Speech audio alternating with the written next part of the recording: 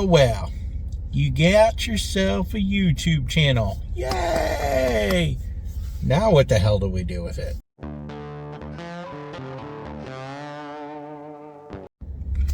Alright, so if you've been doing what you gotta do, your YouTube channel should be coming along pretty good. Now what the hell do we do with it? Alright, so now that we've put the channel together, now you gotta make a decision. You got to decide what kind of relationship you want to have with YouTube. And here's what I mean by this. You need to decide, are you going to go all in? You're going to take that leap of faith. You're going to jump off the cliff and dive full bore into doing content creation on YouTube. All right.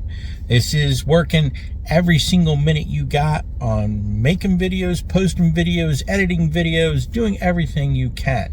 I'm talking about those crazy people out there that are trying to do 3, 4, 5 videos a week, that are doing shorts on top of that, and still trying to have a life. If this is you, then stick around. We're going to talk about it. Now, if you're going to be a hobbyist, okay, that's somebody who's only doing this part-time. They're not really, they're not in it for the money. They're in it for the pure enjoyment of doing whatever it is that they're doing, and they just want to show other people. That's cool too. You don't have to be in this game for the money. You don't have to be like the rest of us out here. It's cool to be just a hobbyist. Now, obviously, a lot of people get into it because they do want that AdSense revenue. They do want that. They do want that idea of having a side hustle. So don't get mired down in that. Well, I don't have a whole heap of time. I only do one video a month. That's fine. Do your thing, boo. Do you. Okay? It will come. It's just going to be slower for you. If you're okay with that, that's cool. Okay? If you're like, ugh, I do not want to think about any of that business shit, that's cool too. Because let me tell you, it can get deep. There's a lot that goes into it. So if you want to be a hobbyist, that's cool. Be a hobbyist. If you want to be a business person, then we're going to step into that game. Ultimately, whichever way you decide to go, that's up to you. Either way is a good choice.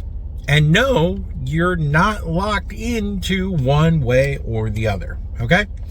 If you say, hey, I just want to do this as a hobby right now, I'm happy with my job, whatever have you, fine. You can be a hobbyist. You get tired of that corporate grind, and you're like, ugh, I had enough of this shit. Boom, you can jump into full-time. Or if you're doing full-time YouTube and you're like, oh my God, I am so done with this, go back to being a hobbyist. You don't have to do it full-time. Okay? You're not stuck. Either way is good. And you can go back and forth. Now, is there a third option? Is there a third mindset? Can you be a hybrid? In my honest opinion, I don't think so. Now, that's just my opinion. Now, there are some hustlers and some go-getters out there that say, yeah, you can do a 9-to-5, you can do this as a hobby and still make money in the business mindset.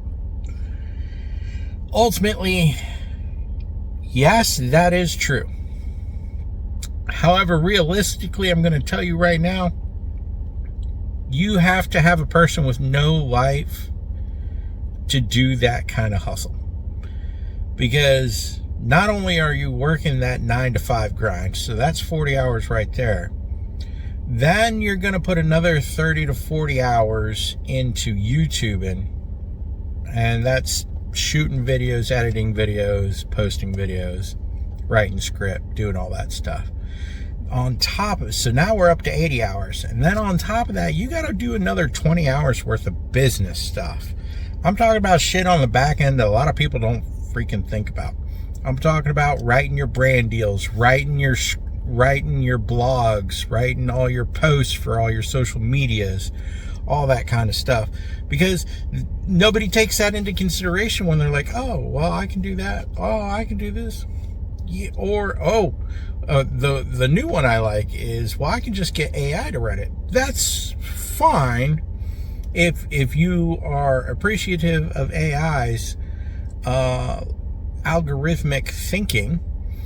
That's cool. You can get AI to write it, but who's got to edit it? Who's got to actually be the editor-in-chief to look over what the hell that damn robot's actually writing? You. That's right. You have to actually do the work behind the robot. Much like my wife comes behind me and does the dishes after I've done the dishes, you're doing extra work. Why are you doing the extra work? The whole point of having the robot do the work for you is so you don't have to check, right? Well, right now, that robot ain't the smartest thing in the world. He's still only got 73% accuracy, so when you tell him to do something, he doesn't always do it, much like a toddler. And you have to go behind him. Does that really help you out? Some say yes, some say no. Then you always got the other people who are like, well, that takes away from the creativeness. Potato, potato. There are options, my friend. Let's recap this shit. So first thing you got to do is you got to figure out what kind of relationship you want to have with YouTube. Is it going to be a one-night stand? Is it going to be a soft, sultry, loving relationship? Or are you looking at 35 to 50 years of hard, cast iron fucking marriage? Then you got to figure out how much work you want to put into it, because you can have a hard cast iron marriage and not put any work into it, and then it all crumbles down. Or you can have a one night stand. Oops, you got a baby. Now you're stuck for the next 18 years of your life. Now that you've figured out what kind of relationship you're going to have with YouTube, you need to figure out what you're going to do with your channel. Are you going to just make videos? Are you trying to be monetized? Are you trying to grow a business out of what you're doing? Because every single one of those options requires a different kind of mindset. If you're just going to make videos, by all means, make videos. Okay? Just realize that your contents may or may not grow, and if it does grow, it's going to be at a slow rate or at a rate that isn't going to be exponential. If you are doing for monetization, then you want to, obviously, you got to have 1,000 subscribers, and you got to have 4,000 watch hours in a 364-day period. So you have to have content that other people want to watch. Not necessarily content for you, but content that's built for an audience. Now, if you're trying to do this as a business, ooh, honey child, there's a whole lot more that goes into it. Let's dig into that. So as a business aspect, if you're going to go do YouTube as a business, you have to realize that AdSense is not where you make all your money. It is a nice little addition, but most of the YouTubers, they don't make all their money on AdSense. That just happens to be a little icing on top of the cake. Okay? Most of your YouTube content creators out there who are running this as a 9-to-5 business, they have multiple revenue streams, which is how you want to live your life. You really don't want to just put all your eggs in one basket. You want to have the biggest basket you can have, and you want to get eggs from every single source you can. Okay? So if you haven't read the study that article, which I'll link below, They did a study, and they asked 9 to 5 content creators. They said, where are you getting all your money from? And they broke it down. And I broke it down even further to try to figure out myself, where the hell are we going to get money? So I've got about a list of, I don't know, say 15 to 20 different things that you can do associated to a YouTube creation account to earn money. So obviously your first one's going to be AdSense. All right, that's the one that's 1,000 subscribers and 4,000 watch hours in a 364-day period. Okay, so that's one. Then you have brand deals. So this is where brands, businesses are going to come to you, and they're going to ask you for commercials or sponsorships for their products. Either A, you use them, like if you're in a gaming channel, you use these products on a daily. So I'm talking about Razer, I'm talking about Corsair, I'm talking about energy drink companies, I'm talking about gaming chairs, I'm talking about any kind of equipment that you have, be it microphones, be if you're running like Elgato Stream Decks, or you got stuff like that, okay? Companies will come to you and be like, hey, we like your style. You make us a commercial and we'll give you money. We'll pay you for your time. And if you're smart and you have a media package put together, we'll talk about that later. If you have all that put together, sky's the limit, bro. Okay? All right, so we got AdSense. We got brand deals. Let's talk about maybe you're doing an educational channel. Okay? You got one-on-one coaching, you have courses, you have classes. There's a difference between a class and a course. Time frame is kind of the big thing, but anyways, so you have all that. You have live streaming, and this is Twitch live streaming, YouTube live streaming, Kick live streaming, Facebook, X, list goes on, right? So you got live streaming, there's money there. There's book deals. You can actually create an ebook about a course that you're also doing on YouTube and spread that way. Okay? So we got all that. And then there's even more you can do. There's the school, which is a community platform that you can do. It's kind of like Patreon and Facebook had a baby, and you can actually create your own membership on school. Okay? And then there's Patreon. So you can do exclusive content through Patreon. There's YouTube memberships. You can do exclusive content through that. People sign up for the membership, and then you can do private stuff just for them, just like Patreon. And there's so many different avenues. And the thing about it is you got to have the business mindset is don't leave any money on the table. Okay? You want to try to do every single thing you can to get a little slice of that action. All right. You've also got affiliates. Now, talking Amazon affiliates, but there's also other affiliates out there. Pretty much any brand that you want to talk to about becoming an affiliate, 9 times out of 10, they will generally give you a code and say, here you go, have a nice day. There are quite a few out there that work with a third-party company called Impact. Just know that quite a few businesses are heading that way, because it really is a bit of a task to actually be one-on-one with affiliates when there's millions of us out here.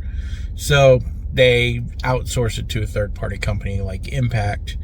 But anyways, what I have decided to do, because as I go through this list, I am realizing that there's a lot of information here, And I'm not going to try to pack it all into a 10-minute in a 10-minute box and just overwhelm y'all with everything. So what I'm going to do is I'm going to break down every single individual one, and we're going to talk about it in an individual video for each one. I'm going to actually create a playlist called How to Make Money. And so keep an eye out for that. Then you got to figure out what kind of money you want to go after. Do you want to go for the low-hanging fruit? Those are going to be Google AdSense, Amazon affiliates. Those are the easy money. Or do you want to go for a little bit higher fruit? Do you want to go for running your own course, one-on-one coaching, stuff like that? Do you want to do live streams? Do you want to do hours on end of live streaming on multiple platforms? Do you want brand deals? You got to figure out which way you want to grab your money. Like I said, I always recommend grabbing everything you can. Strip that tree bare.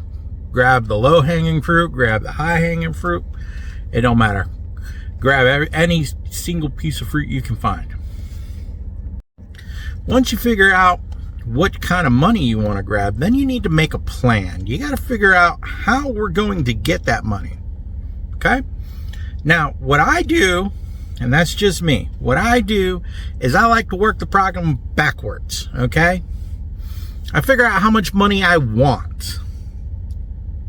Some people say how much money I need.